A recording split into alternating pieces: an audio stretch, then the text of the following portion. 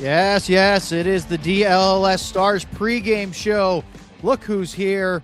It's Craig Ludwig, Sam Nestler. Our producer tonight is Katya Vialba, filling in for Ryan. It looks like Bluey is here tonight. I'm Owen Newkirk and Sean. We are live. Hold on. We are live, Sean. That's what happens when you connect after the show starts. We are live here on DLLS. Sean, can you hear us? He can't. Oh, dear. Can you hear me? You know, you ask for your on-the-site reporter. You got a first-timer here. Try to connect a few minutes before the show for our producer to be able to technically shoot. And then we just hear, yeah, I know. Like, Luds, we give Sam a lot of crap for being out of the frame or not paying attention or eating something. But I don't know.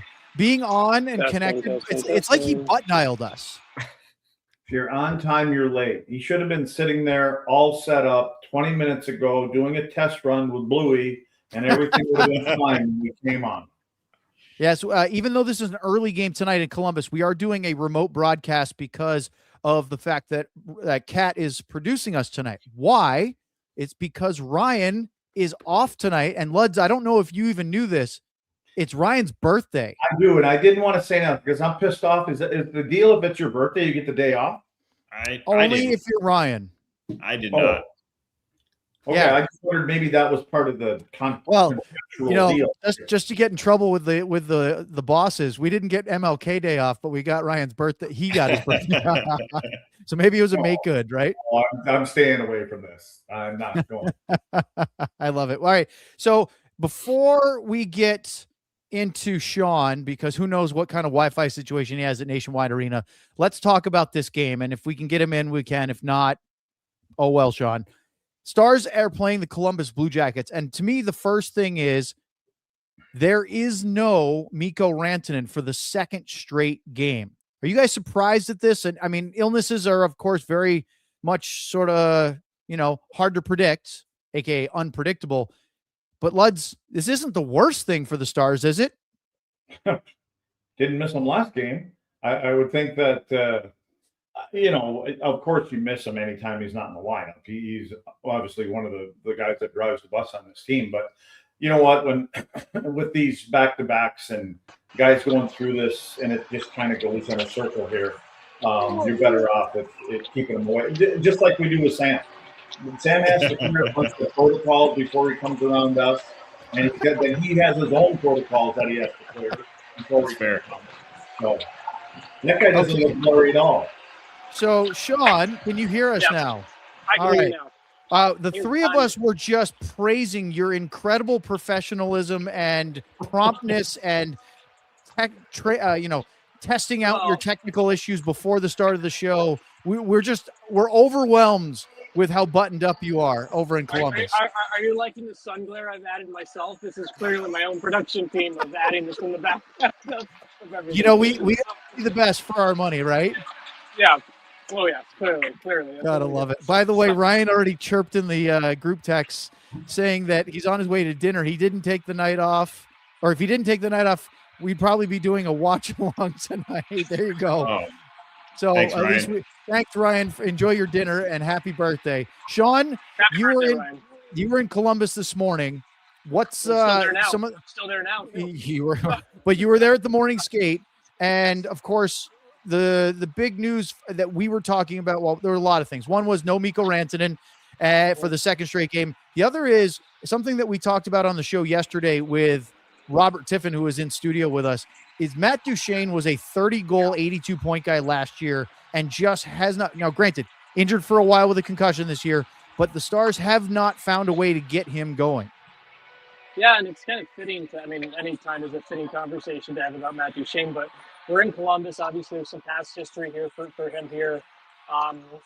Ironically, actually, it was in this building last year when I remember speaking to Matt all about his struggles the year before with the challenges of dealing with the buyout from Nashville from the year before and everything like that. So it's funny to have that similar conversations with Duchene about struggles and figuring out adversity in this building in Columbus. But after he dealt with a large group of Columbus reporters and rightfully so, we talked to a little about just kind of things this year, and one of the interesting things that I kind of stumbled upon that wasn't intentional, but one of the things that's been interesting with Matt Duchene, besides the stuff we can see on the ice, Misha Donskov was the assistant coach for the Stars before, and Misha has since left the Stars to go be an assistant coach with Hockey Canada, and is now going to be their Olympic coach. He worked with their World Junior team. And Misha, I was talking to Matt today about Olympic stuff and Misha, and he said he's someone I've really missed this year. Misha is someone who he used to speak to very frequently. He said he's someone who was someone who they've nerded out about hockey all the time, but they also talked a lot about a lot of the human stuff. And it was really interesting to hear kind of the setup from Matt on this, where he said, you know what, one of the more frustrating / happy calls he got over the summer was Misha Donskov called him and told him that he was leaving the Stars to go to Hockey Canada. And he said, obviously, I was really happy for Misha on that, but I also was really upset because it's someone who was really helping me on the day-to-day. So does it obviously not a solution? You're not going to get Misha back. He's got a pretty good job with Hockey Canada. He's going to be at the Olympics. I know he's really happy there. I actually saw him at World Junior, but just something to think about with Matt Duchene. And you think about kind of the human element of all of this and some of the other things that for Glenn Gulletson and his staff, maybe there's something there where you have to think about what worked in the past. And maybe just from a human management perspective, maybe there's something here of how do you better connect with him. And I'm not saying that they're not trying to. I'm just saying, how do you look at what happened in the past and just the day-to-day and the daily of that role was filled before. So how do you bring it back? Just some food for thought, guys, after a chat with Duchene this morning. All right. Now, the other, of course, big storyline is the fact that the former Stars head coach Rick Bowness, who is back in the NHL coaching Columbus. He's been there for 4 games now. I would imagine you had a chance to catch up with him. Yeah. I don't know if you had a ton of time because of all the coaching requirements on a morning skate day, but anything good from Bones today? Yeah, Bones has more time than most, actually. So we actually caught up quite a bit, so it was pretty good. It's funny, as I pointed out to him that his 71st birthday this weekend, and he told me not to do that, so I'm going to rib him a little bit and point out that it is indeed his 71st birthday later this weekend. But I love the story of how he got this job. He was done. He had accepted retirement. He and his wife Judy obviously had the stroke a year and a half ago, and was one of the reasons that he retired from the Winnipeg job. But we were talking, and I asked him kind of, what was Judy's reaction? Was Judy surprised when he came back in? And he said, actually, Judy was the one who was more excited about me taking the job than I was. And the story is great. So he and Judy were on a boat in Tampa Bay. I'm still here. They were going up. Sam is still here. I can see Lud's moving, by the way, if we're commentary. Yeah. They were on their boat, and Don Waddell, the Blue Jackets GM, called him, and he thought it was Bones thought it was a call about a background check on another player. He thought he was getting a call of like, hey, what's this guy who played for you before, or something like that. And it was actually asking him if he'd be interested in maybe taking another job. And so apparently Rick told his wife and said, hey, well, how would we feel about Columbus? He said, done, let's go. And so it was Judy was ready for the job before Rick was, and so now he's here. And he had to he was looking at buying a new Corvette, actually. That was the original January plan. He was thinking of buying a new Corvette in January, and now that's on hold because I can tell you from personal experience, you would not want to drive the Corvette on Ohio roads. It is not worth it. So. Yeah, he liked the vet in Dallas when it wasn't inclement weather, but probably not up north. Finally, real quick, we'll let you get going because the game's getting closer to starting, but you have a potpourri, so whatever you feel you have time for between Charlie Coyle, Vladislav Kolyachonok, and if you don't give us your Brendan Smith story, Sam will be very disappointed. We'll go quick hitters here. So, Kolyachonok, interesting fact where I talked to some of the Stars guys where basically he was in Boston, whether it was he was told he was getting waived or what, basically he did not have to go back to Boston to get anything. So take that for what you will, as he arrived in Dallas and took warm-ups against the Stars. Actually, Owen, you and I texted that day wondering why Kolyachonok even took warm-ups against the Stars, and that is allowed. There was actually a couple of guys within the Stars. I didn't even know that was a rule. Yeah. There was a couple of the Stars staffers on the equipment staff who had no idea that was even allowed, because that's not something the Stars do. You don't risk the injury of a guy who's going to go on waivers. And so Kolyachonok was and I talked to Jim Nill this morning about they're really excited about getting him back for Texas. Honestly, that Texas Stars team definitely could use a boost, and they like him as a potential young asset to maybe be a third pairing guy. Maybe not this year with this depth. Obviously, with injury, it could happen, and hopefully with Lee and Bichel, they think Bichel's going to play 2 or 3 games before the Olympic break. But the ideology is he could be a valuable third pairing guy for this team next season or the year after, depending on how things kind of build out. So that's definitely one. Charlie Coyle, I finally got to air out my grievances with Charlie Coyle because he wears number 3 Luds, and every time I would see Charlie Coyle deep in the offensive zone, I would be kind of freaked out that a defenseman was that deep in the offensive zone because number 3 is not a forward number. And so I was able to finally air that grievance with Charlie Coyle, and he's playing his 1000th game tonight. So kind of a cool story there. And then obviously for Sam, our friend Sam here, Brendan Smith was actually in the Stars locker room this morning. I was actually chatting with Thomas Harley, and we were catching up. And Thomas Harley gave me. Am I allowed to swear if I'm quoting someone? Am I allowed to say Probably. that? I wouldn't test Cat here. Okay, then he said, "Oh, whatever. It's Smitty. Sugar honey iced tea. There you go. Yeah. Oh, sugar honey iced tea. It's Smitty." And so a bunch of the Stars play, and so Brendan Smith was in the room, catching up with a bunch of Stars players. Said out loud, he's hoping his presence there might win him another contract for next year. He didn't know, so he's in good spirits despite the injury. So it was a good reunion this morning. Well, Sean, I appreciate you fighting through technical issues. My computer froze for a minute. I'm sure that was delightful for the viewers, but enjoy the game and we'll catch up with you in the post game. Yep, sounds good, guys. All right, See you, there he Sean. goes. Sam, when he told me this morning that he saw Brendan Smith in the Stars room, by the way, he's still calling us. Should we just go quiet and wait? There it goes. I knew you'd be tickled to hear that Brendan Smith not only was at the rink, but in the Stars dressing room after the morning skate. Yeah, for sure. He was one of those guys that, as tough as the role he was in, they loved him in that room last year. Yep. Just such an easy guy to talk to, always smiling despite getting, kind of stomped over by the coaching staff and things that we talked about before. So good to see him there. I just hope he gets back healthy and gets playing. It's a good year for him to, whether he's finished it out again this year and that's the last of it or what. I just hope he gets healthy and gets to play some games. And Luds, on the Kolyachonok note, I think we all thought that Jim Nill and Don Sweeney, the Bruins GM, had a conversation. They did before the claim to Boston in December. The fact that Kolyachonok had all his belongings with him, that he doesn't have to go back and clean out a hotel room or a temporary apartment in Boston, that shows there's some, I feel like there's definitely a little bit of, hey, be prepared kind of conversation. You'd be so surprised with some of the conversations that don't happen, that can't happen legally. These guys they're all buddies and everything is off the record. And they, you know what, when they're done, if they're ever done here, they need to go work for the KGB. I mean, it's serious. I mean, they're so good at, keeping things under wraps. And so, yeah, that stuff happens. That's why I was talking about, some of these times when you've got Doug Armstrong and Jim Nill together with Hockey Canada, upstairs rubbing elbows and maybe putting something together, but okay, handshake and open up a beer, but we won't say anything. We won't sign anything. And then when the Olympics are over, maybe somebody ends up in somebody else's stall. All right. Is anyone else? Am I the last person to notice the picture that's over Lud's right shoulder right now? Oh, I saw it. I just didn't know how to derail it. That's in honor. That's in honor of the birthday boy. Yes. Did you frame it or is that like your iPad or something?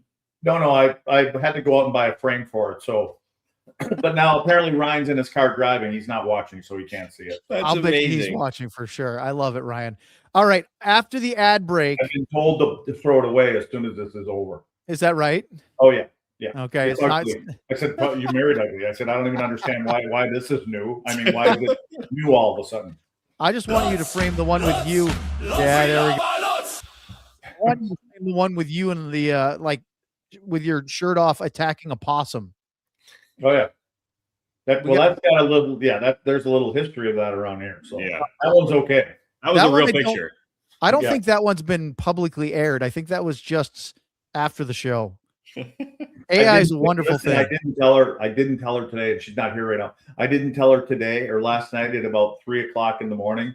There was a skunk trying to get in. No. Through the doggy door. Oh, we had one in the fall. That is just, you just don't want your dogs getting into that. All right. Up next, let's talk about lineups. Let's talk about Mason Marchment, Rick Bowness, Stars, Blue Jackets, all the things in 15 minutes after some live reads from those two. Well, mine can be quick, Sam. Speaking of lineups, how if we get the cat, all of our hats up there? Okay. This cat has got a finger. There we go. Look, see, she's much quicker than Ryan. So, hat, all that. Speaking to the caddy hat, or the Subaru, I don't know what it is, but Sam's sporting that one again, and I think we've all got the white ones over there. So those are our hot style hats. And then, Cat, we got to show the top seller. Let's go with the Finnish Mafia shirt. Even though we're one of the Mafia members, he's been wounded apparently. So he's not going to be in the lineup tonight, but they'll do fine without him. And then I think the last one, let's pull up Wyatt's. Let's call up the 16-bit. I like doing Wyatt now that I know it's 16-bit, because I never remembered if it was 6-bit or 18-bit. But the Wyatt Johnston, who is now still leading, I guess, the NHL in power play goals. What's he got? 116 power play goals? I believe it's very 16. Appropriately 16. And doesn't he have to get 6 more to take over the all-time? He needs 6 to tie Dino. Okay. And what, two to tie the Dallas record, right? That would be Madonna. Yep. Madonna. 16 to tie the Flasher. Well, there you go. That's a mark to hit. That's another story for another day. That sounds like an Olympic break story. Do you know what the 16-bit is referencing, Luds? I have no idea. I don't even know what that means. I didn't think so. I just thought you were labeling it. I thought maybe it was like prognosticating or creating, whatever you call it, going to get 16 power play goals this year. Yeah, that's what it was. That was definitely it. Let's talk about the Supporters Club real quick. This is the easiest one I've ever had to do, because if you guys want to listen to Luds cursing for 3 minutes, which I know you do, because you miss it when he does. Give me the last 3 minutes of the show. I can do that. If you want to listen to Luds just absolutely cursing and yelling at our producer for 3 minutes straight, become a member of the YouTube Supporters Club, and you can watch our behind the scenes video that is exactly that. It's Luds ad read outtakes, and it is fantastic. Is it really? I promise you. Oh yeah, I promise you can watch it 5, 6, 7 times. The chat is cracking up about it right now. I haven't seen it yet. Yeah, it's available. You got to be a member, so someone's gonna have to screen record. Wait, is this the one with the read that day where Tanner was up there eating chicken wings on me? Oh my God, I hope so. No, I don't that think was the best. Oh, okay. I'll send it to you. We'll figure it out. It to me. You get behind the scenes videos, you get badges, you get all the good stuff. So go check it out. YouTube Supporters Club. All right, guys, let's talk about the lineup for a minute, because we had this conversation post-game on Tuesday night when the Stars played the Bruins, and they didn't have Mikko Rantanen in the lineup. This is how they started. They jumbled a lot with their forward group, but then, of course, they got to this, and Sam pretty much confirmed they finished this. Matt Duchene centering Sam Steele and Wyatt Johnson. And other than Ritzkovian having a huge 3-point game, the Stars really like this balance. The question is, will it stay like this, or will Ritz end up with Duchene and Johnston at some point? Yeah, the only reason I say no to that is because that balances it out a little bit more. But as you mentioned, Ritzkovian was probably going to get a shot if Rantanen was healthy, as they didn't know if he was going to play or not, and he was up there with them at practice. So I would imagine maybe they do it a little bit here and there, but I don't think they really did it even in the game against Boston, because that line was going so well with the third line as well. So I wouldn't mess with it. I would keep it the way it is, because Duchene looked really good, the best he's looked in a little bit in the middle of the ice. The second line looked really good. The Robertson Hintz Bork line was maybe the best line of the whole night. The third line had the checking that they're supposed to have, but also produce offense. So I really like the way it flows. And then you add in the fact that they're missing their best player, and it really gives them more options. And this is the first time I've looked at a lineup and said, you know what? I liked the way each of those lines played. I wouldn't mess with it. Can you pull that up one more time? I just want to, when you look at those lines, what I like about it when it kind of sits there like that is that you've got you got that little dog nipping at your heel, so to speak, on every line. You've got Steele, who can, is that little, that can be a shift disturber with an FT. And then enunciated. I'm not saying that the Hintz line has it, but Bork plays in straight lines a little bit more. But then you've got Ritzkovian on a line. You've got Jamie over there tonight. I mean, if Bastian's in, I don't have to, man. If he knocks on that door tonight, God bless him. But Yeah, you know what I'm saying. So You're saying maybe leave Matthew Olivier alone? you know what, you're in the lineup. Make sure you get into the lineup next game too. Yeah, I don't see him dropping the mitts with him unless they absolutely had to. But you know what, Owen? I tell you what, he just seems to be that guy that understands that if he does, I got even more respect for him. But he, I think you don't have to tell him. Guys like that. Remember back in the day, we'd always say, "Hey, he's a lefty. Hey, he does this," or the first thing he's going to do.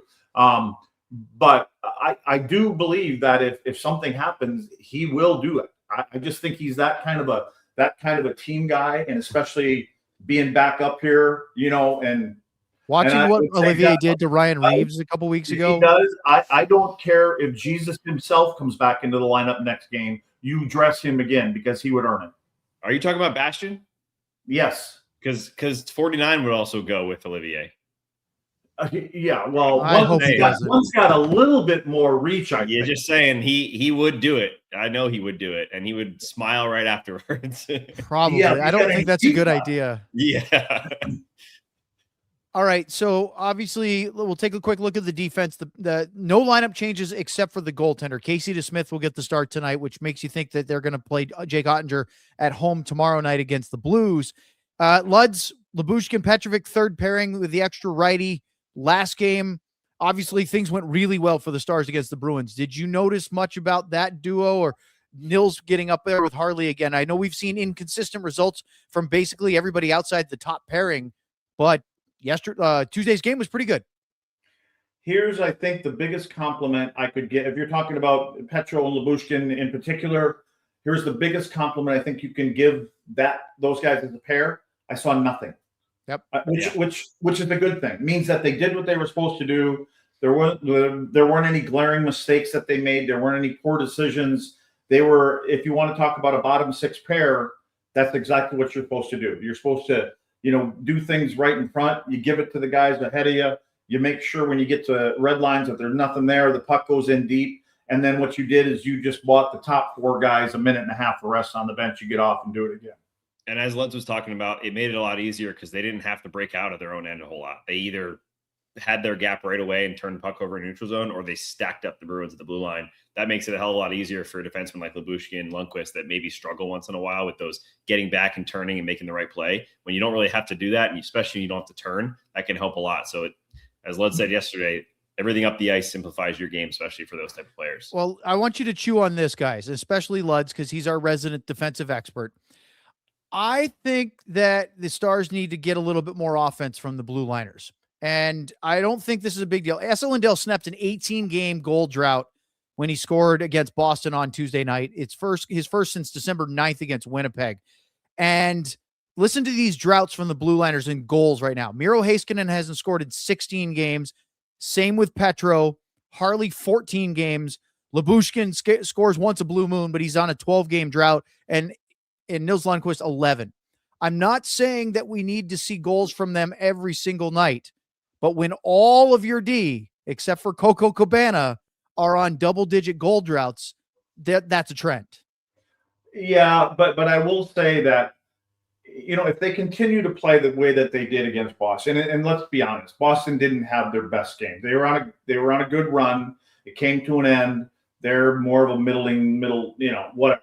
But I think if they are going to continue to play the way that they did against the Boston Bruins, where more things were being directed to the net, you will see the offense go up. Because what happens especially in the offensive zone, I feel like when a defenseman makes a pass down to the wall, let's just say it's to Robo. Well, it goes from Robo over to Ranton, and then it goes from Ranton to Hintz, and then it goes back to Robo. You know what I mean? And then so that they don't get any points there. So I think if they're going to continue to say, listen, guys, let's continue to funnel pucks to the net, there's going to be a few more rebound goals, and you'll see some of those guys will get a bounce, and it'll go in if they want to play that way. Or they're at least going to get that second assist more often than kind of everybody passing it around the perimeter.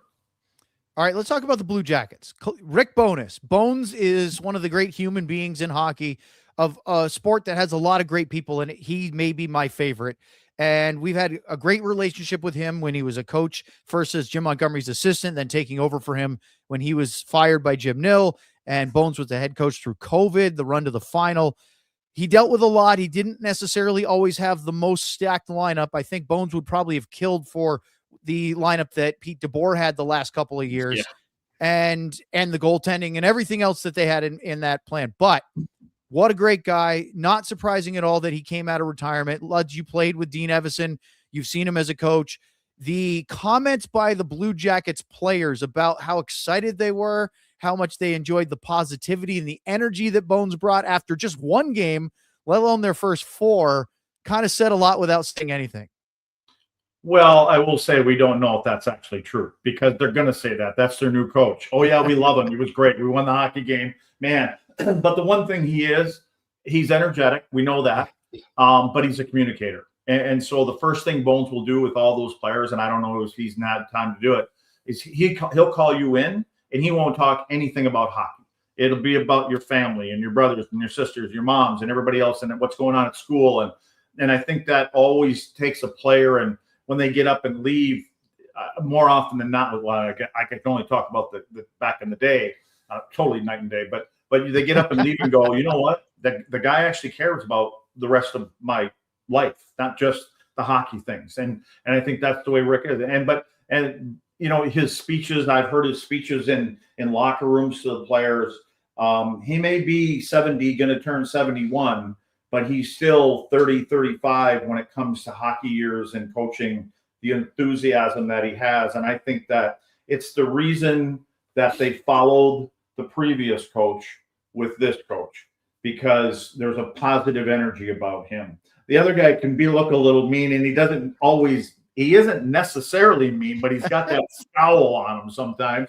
And I think when players see that, you're not really sure, is he pissed off at me? Is it the referee? Is it the way we're playing? Rick Bowness will let you know where you are, and at the end of the day, he'll have his tantrum if there is one, but then he's going to set you down and he's going to explain why it was like that. Yeah, you know what? When you ask former players about a coach, that's so telling, right? They asked Jamie Benn this morning. A few other people, I've obviously heard others around the league.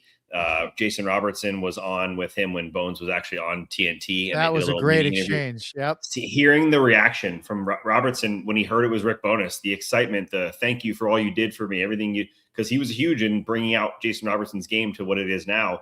He's huge in that area for so many players. And I think hearing Jamie Benn talk about it or other players, if you ask any of them, you're only going to hear great things, and you're probably going to hear something new, great that you hadn't heard before. So that's just the way he's been, just one of those people. And then Thomas Harley made a joke today, I think, about how he thought he'd be out, retiring on a beach somewhere, which he sort of was, right, out on a boat, but he's just not wired for that. He's wired for hockey, and clearly, as we heard, his wife is too. So just good to have him back in the game. You know what? He did it in their very first game that he was behind the bench the other night. I think it's Kent Johnson. Like, he had only been playing 12, 13 minutes, and there was this big upside to him. And so he was only playing, for whatever reason, previous coaches didn't have him out there, played him 21, 22 minutes that night.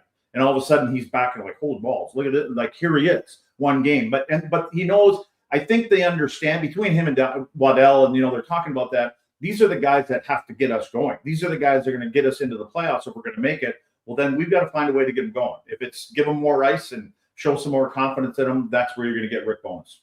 Let's take a look at the lineup expected, the forward group for the Columbus Blue Jackets tonight for Rick Bowness and company. And you'll see there our old buddy Mason Marchment, Sam, back in the lineup after missing 8 games. He has 5 goals, 2 assists in the 7 games he did play before his early January injury. Since being traded from Seattle, he seems like this has been a fresh start after not working out with the Kraken at all.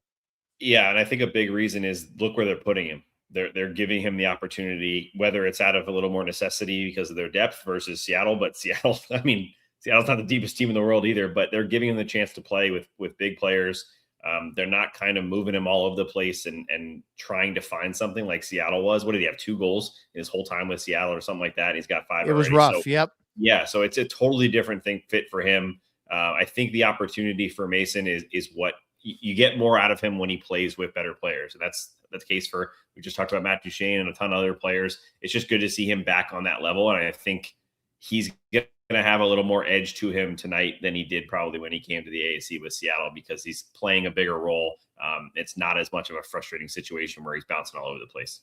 And take a look at the defense real quick, because Zach Werenski over the last year and a half has been one of the best offensive defensemen in the NHL, and he's really shined. I picked him to win the Norris in our preseason picks. I don't know if he's going to surpass Cale Makar, but he's tied with Jacob Chychrun for 18 goals, most by a defenseman in the league so far this year. I'll tell you what, the more you watch Zach play, and we brag a lot about, as you mentioned, Makar and Hughes. There's a lot of Hughes in Zach, the way that he can do some of those things. I mean, Hughes has got this knack on the blue line, but Werenski, it seems like over the last couple of years, has just said, well, I'm going to show you who I really am. And he carries that team. And don't forget, if you look at the goalies down there, Kat, would you throw up the goalie comparison real quick? Here's Jet Greaves playing tonight because Elvis Merzlikins has an illness. He's feeling better enough to back up. He tried to play the other night. He made it through one period and had to leave, and they lost at home to the Ottawa Senators. It was the first loss in 4 games under Bowness. But Sam, in Casey they trust. They are not worried about whether it's the first or second game of the back-to-back on whether they play DeSmith or Ottinger. Yeah, I think Goldson said we have a great, I forget the word he is, a great feeling, something like that, about the goalies, and they trust Jeff Reese. They go into it. They kind of have a list of things. How's this guy playing? How's this guy playing? You know, how many games has this guy played? How did he play in the last 3? And then you go to the other side of, has he played against this team recently? Did he look good against this team? You know, where's our energy level? I think they have all that stuff figured out to kind of nail it down. But unlike a lot of other teams, it makes it really easy when either one is a good option, right? You're not looking at one goalie and saying, we got to get him in sometime to give our guy a break because he's playing 70 games. Both of them have been great. Casey's been even better most of the time. I think it's great to see him here tonight. All right. So Stars and Blue Jackets about to drop the puck at Nationwide Arena. Don't forget to hop into the post-game show with us right after the game. Sean will be reporting live from Columbus. We'll see whether he found better Wi-Fi or not. And I'm going to let Kat do a drop of choice to end the pregame show. I'm just told that right this second. So I'm going to vamp. They're going to crush these guys. She was ready. There you go. Yo. On the shoulder.